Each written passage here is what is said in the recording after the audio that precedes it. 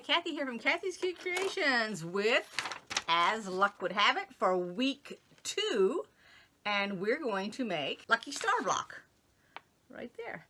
So I'll do one, and I have my things laid out here. I also have my cheat sheet, even though I wrote down the colors. I've got it anyway just to look at it. I'm going to show you my layout down here. All right, here it is, all laid out on the design board. So let's go ahead and get started. Alrighty, we're going to take 20 of our white rectangles. We're going to take all 40 of the fabric B, which is the one with the little shamrocks in them, and we're going to make flying geese. So we're going to make 20 of them. Now, instead of me making 20 of them, I'm going to make one so we can make one square complete. So actually, I'm going to make 4 of them because that's what it's going to take. You're going to need 4 flying geese to make one of the lucky stars. Okay, go ahead and mark all of your squares diagonally with a pen, pencil, whatever kind of marking tool you want. And then we're going to lay it like this, and you can lay it either on the right or the left, but make sure that your square is like this and your mark is coming down. Now I always start at the top, work my way down so that it doesn't jam in my machine. I have put my plate back on that has the oval because I was doing some free motion quilting, and therefore I needed it that way. So just so that you know. And let's go ahead and we're going to make these 4 so we can get the beginning of our block put together. Now remember, if you're one of those kind of people that you need to starch before you get started, and you like to starch everything, go ahead and have all that done. Don't, I mean, you can starch as you go along, but don't be starching part of them if you're not starching all of it. Alrighty, and if you need to change your needle, go ahead and do that. Anything you need to do, even if you need to clean out your machine, go ahead and do that. And I gotta say, this fabric is super duper soft.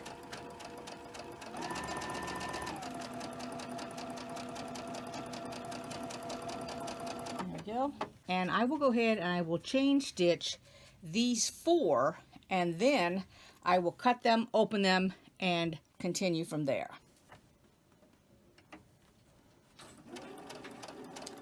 I hope everybody's been doing good and everybody's caught up, and if not, you can go ahead and start this. This is only going to be 4 weeks long, so it's not going to be long. We're going to get it done before St. Patty's Day. We have one more Monday this month. It's even hard to believe that this month has gone this fast. But I tell you, when you got sewing projects, block of the month and all that, it seems like it goes a lot faster.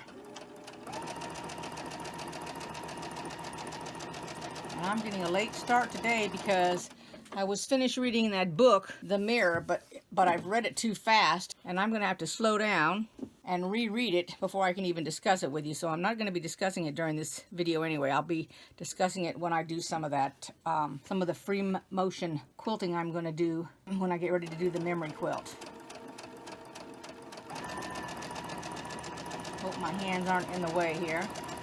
Let's just cut that off. Before moving on, you want to cut this off. It's going to end up like this. So you're cutting this excess off. So I'm going to flip it this way because I'm right-handed. And I'll just take my ruler and go put the 1/4 inch line right on the line I sewed, and then just cut it off. Get your favorite cutting tool. If you need to change your blade or anything, go ahead and do it. And then we'll take these and we'll iron them all open. And you want to press them because this is the bias, and so this will stretch. So what you'll do is fold it with your hands first, and then just lay your iron on it, press it open, and that's it. Don't push with your iron or you'll stretch that and you'll have it buckled. Okay, and it'll become a curvature like this, kind of. It'll end up like this kind of thing. See how that's curved? And you don't want that. So go ahead and do all 4 of these. Now that you've got those ironed open, you're going to take this fabric and you're going to lay it on there. So you want to make sure that your line is up here at the fabric, your other color of fabric. Okay, and we're going to sew from the top down. And we're going to do that on all 4 of these. So yesterday I did a little bit of yard work where my roses were at. I was taking, you know, the dead branches. And I have this compost heap, which is actually just a old large dog box that I have, you know, how they, trying to think, I don't know if they've got a specific name, but you can have a top and a bottom to it, and I've just got the bottom out there, which had stuff in it, you know, dirt and, you know, debris and leaves and things like that. So I took all these things and I heaped it on there, and I mean, I really was heaping. This is actually located next to a tree, so it was like overflowing, and so I went ahead and pushed it up against the tree and everything. Well, I didn't realize that we were going to have wind today. So of course, everything that I put in there is now out in the middle of my yard. I have a fenced in yard, so I don't have to worry about it blown into my neighbors or, you know. So now I just got more work for myself. But hey, that happens. I guess I should have, when I did that, I should have come up with some kind of tarp or netting or something I should have put over it to keep it held down, but I never even thought about it. And I was trying to think, what the heck could I put on it, because I don't have a tarp and I don't have anything like netting, which would be the perfect thing, would be like netting that you would put over your strawberry bushes to keep the birds out and that kind of thing. I don't have any of that. Of course not. That'd be too easy to have any of that. All right, let me go ahead and get these cut and ironed open. Alrighty, so then you're going to end up with 4 flying geese that look like this. Okay, so your layout's going to be like this. Now this is 1 of 5. We're going to make 5 like that. Then when I'll show you the next one that we're going to make, and we're going to make 1 of 4, because you're going to do the complete 4 of the other, the complete 5 of this. I'm doing 1 to show you how to do it. We're sewing 1 row at a time, and I have my goose upwards, so therefore I have a pin to keep this from flipping over. And you can do it either way you want. You don't even have to do it on the side. There's no marking involved, so we don't have to worry about that. But do keep your 1/4 inch. There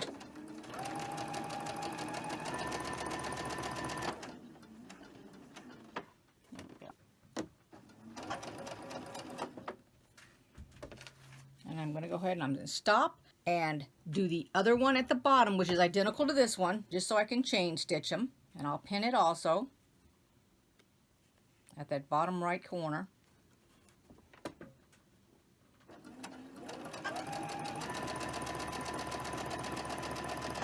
Careful, because I'm one of those kind of people that when in the wintertime my hands get dry and my fingers literally crack. And so my thumb is cracked, and my finger, the right hand side, the finger actually cracked. So I have difficulty when I have to grasp something in my right hand. Now, I can see on this next piece, I'm going to go ahead and do that second row, but what I'm going to do is I'm going to pin it, but I have got to mark it, so I'm going to show you how I'm going to mark it, because we don't want it to be taking our tip off. But I'm going to mark it first. It will not affect me writing on the fabric, just so you know. This is what I mean when I'm going to write on my fabric. So I don't know how much you can see it in the camera, so what I'm doing is I'm going to mark where my sewing lines are so you can see them.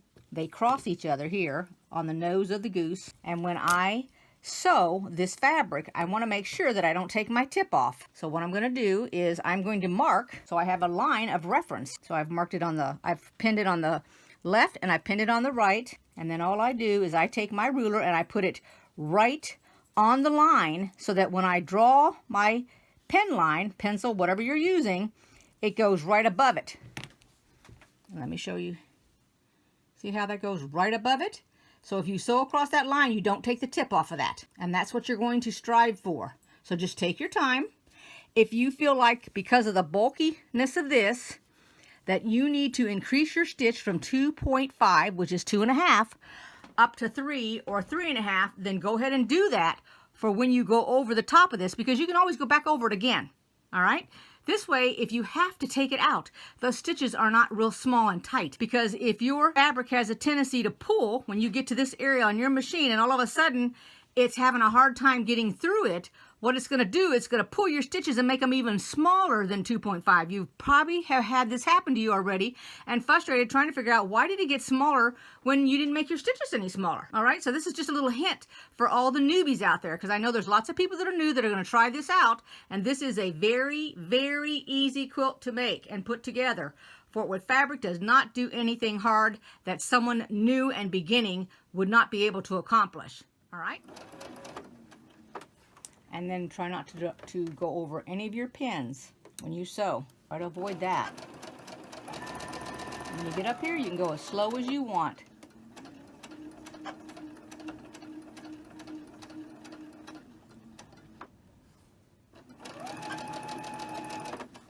And then I'm going to show you my tip and what I was talking about when I'm finished here.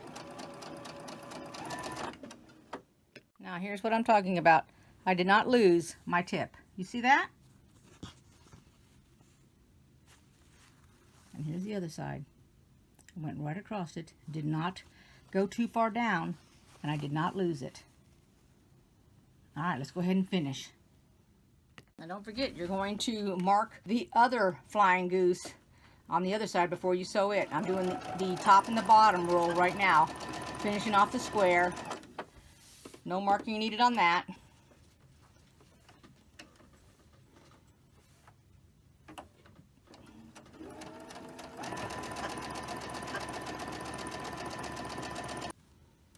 And then I'll iron this when I'm completely finished.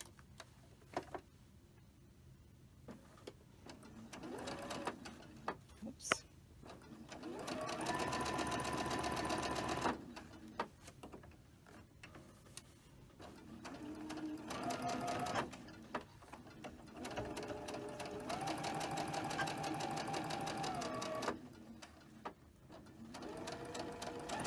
Now when I ironed, I took the top row and the bottom row and I ironed towards the white fabric, okay?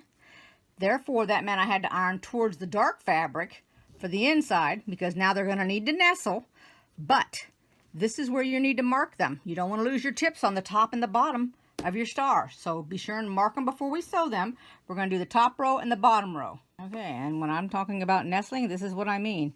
You take this fabric and put that seam, butt this seam up against this seam.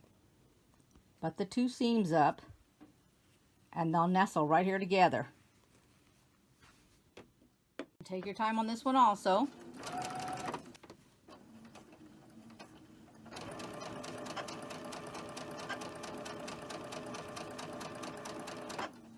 And notice at the very beginning it did not want to sew. It was in the same space and not moving, so that's why I took my pin out, because it acted like my pin was a deterrent. And sometimes that's all it takes, is just to take your pin out for your fabric to move, because there really wasn't enough fabric to grab a hold of, which is what you can normally do if you run into that problem.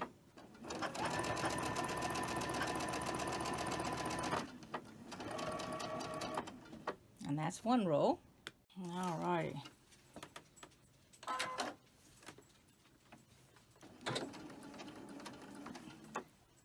Did it again.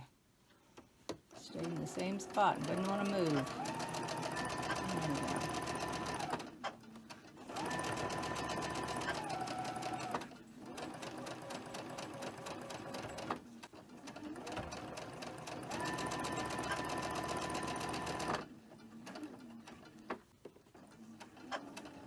And the reason for that extra pin is I couldn't keep that flap down on that one side, so I'm going to iron it and we're going to take a look at it. Okay, that's the way the first one should look. Now let's move on to the second one. Alrighty, go ahead and mark all of these, which I did.